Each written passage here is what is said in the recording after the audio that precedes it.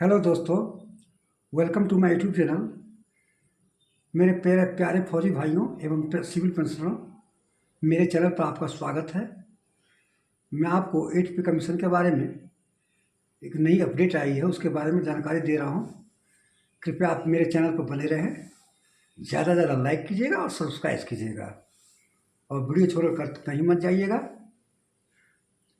अभी सोमवार को 6 जनवरी को श्रमिक संगठनों के साथ वित्त मंत्री निर्मला सीतारमण के साथ बैठक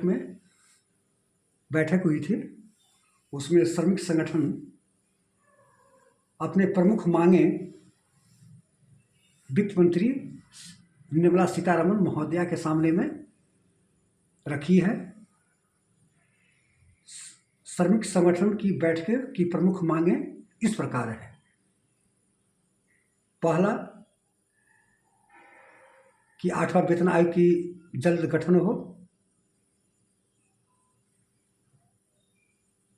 और दूसरा कि ईपीएस के तहत न्यूनतम पेंशन 5 गुना बढ़ाने की मांग की है। जो 1000 जो ईपीएस वाले को मिलती है उसको 5000 करने की मांग की है, और साथ साथ 8वें वेतन आयोग की भी मांग की है। दूसरा है आयकर छूट सीमा में वृद्धि की मांग। बैठक में श्रमिक संगठन ने आयकर छूट सीमा को बढ़ाकर 10 लाख रुपये करने की मांग की है। जो आयकर इनकम टैक्स है उसमें 10 लाख रुपये कर छूट की 10 लाख तक कोई टैक्स नहीं लगाया जाए।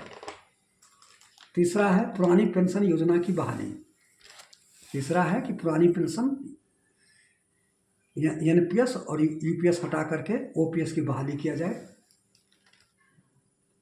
और 1 जनवरी 8वां वेतन आयोग, चौथा 8वें वेतन आयोग की गठन का 1 जनवरी 2026 से 8वां वेतन आयोग को लाभ देने के लिए तत्काल प्रभाव से समिति का गठन करने की मांग की है।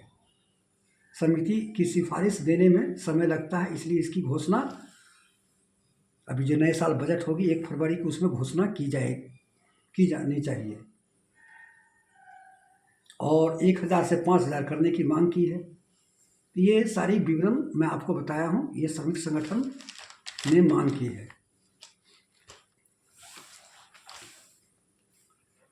और 5वां है निजीकरण पर लगाम हो।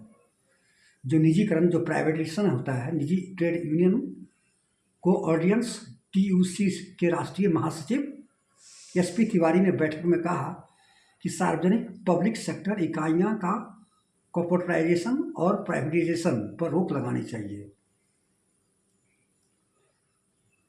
तो दोस्तों, कृपया मेरे चैनल पर बने रहे, ज़्यादा से ज़्यादा लाइक कीजिएगा और सब्सक्राइब कीजिएगा।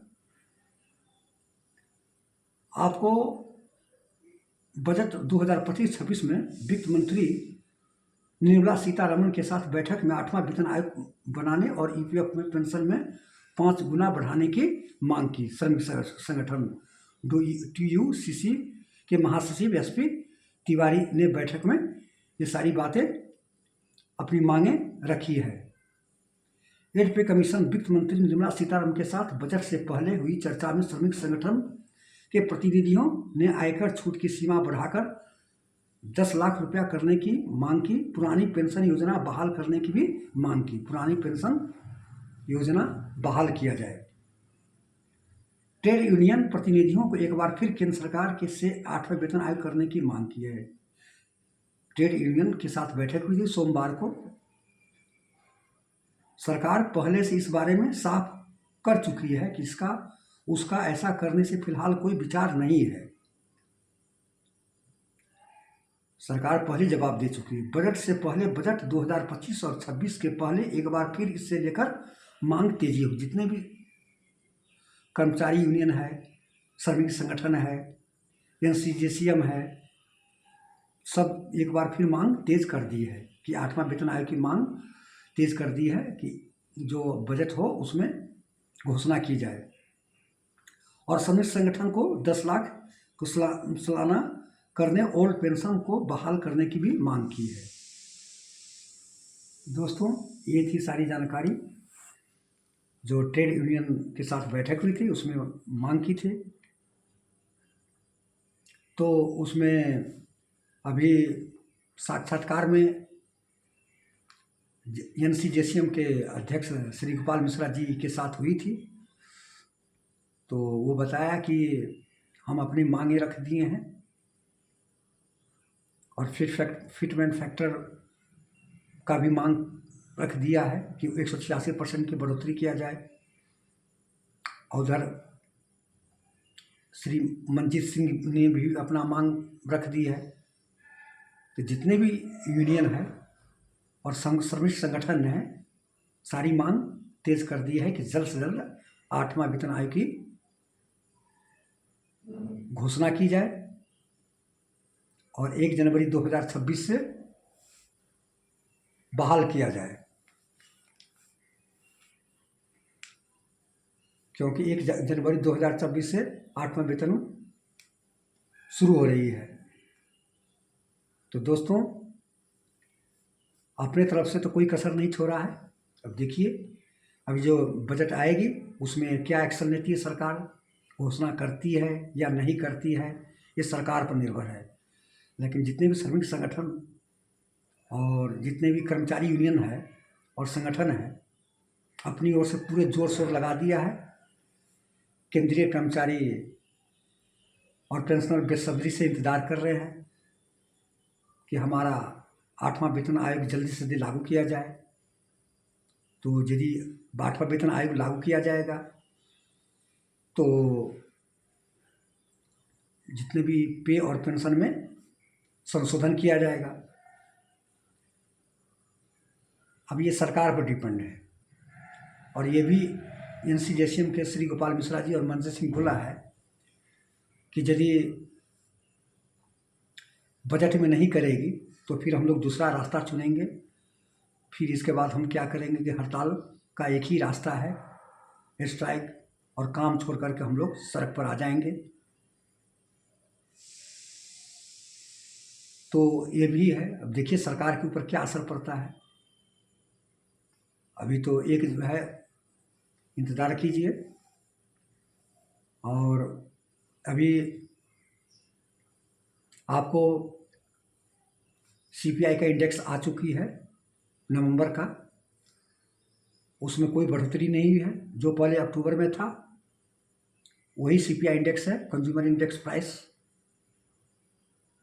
तो और यदि अगले महीने दिसंबर का भी जो कंज्यूमर प्राइस यदि सेम ही रहे तो 3.26 के लगभग में बढ़ोतरी होगी। तो राउंड ऑफ फिगर में गवर्नमेंट 3% मान के चलिए कि आप लोगों को 3% की बढ़ोतरी की जाएगी डीए और डीआर में, जिसकी घोषणा आपको होली से पहले मार्च में की जाएगी। और 3 महीने का एरियर आपको अप्रैल में पे और पेंशन के साथ दी जाएगी। 3% से ज़्यादा बढ़ने की कोई चांस नहीं है। ऐसे हालांकि मीडिया और चैनल वाले 4, 3 दे रहा है, लेकिन 3 तो कन्फर्म ही है। 4 होने की संभावना बहुत ही कम दिखाई दे रही है। तो दोस्तों, आप लोगों का लाइक ज़्यादा से ज़्यादा कीजिए और सब्सक्राइब कीजिए, अपने दोस्तों के साथ शेयर कीजिए, प्रेस आइकन पर बटन कीजिए और 8वें वेतन आयोग का इंतज़ार कीजिए।